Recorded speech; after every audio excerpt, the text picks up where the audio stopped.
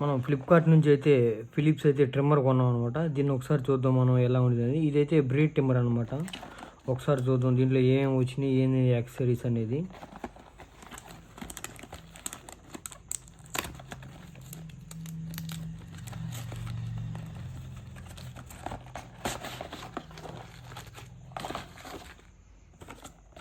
ఇంతకు మించి దీంట్లో అయితే ఏమి రాలేదు.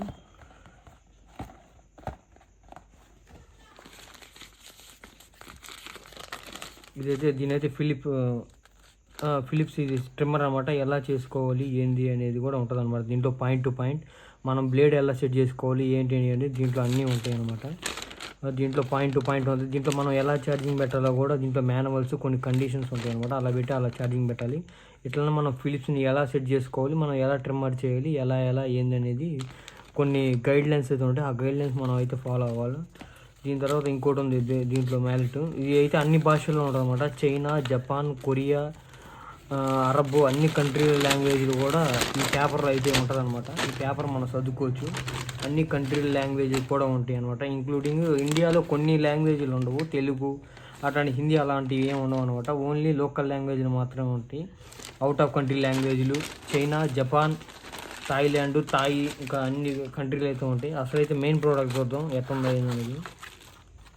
వీటిలో ఇంకేమైతే ఇది ట్రిమ్మర్ అయితే చూద్దాం. వైట్ కలర్ను బ్లాక్ బాడీ అనమాట.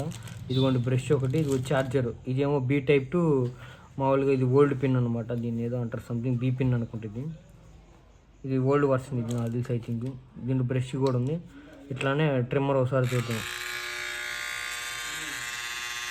ఇదిగోండి ట్రిమ్మర్ని కడగకూడదు, కొన్ని సింబాలిక్స్ దీంట్లో ఉన్నాయి.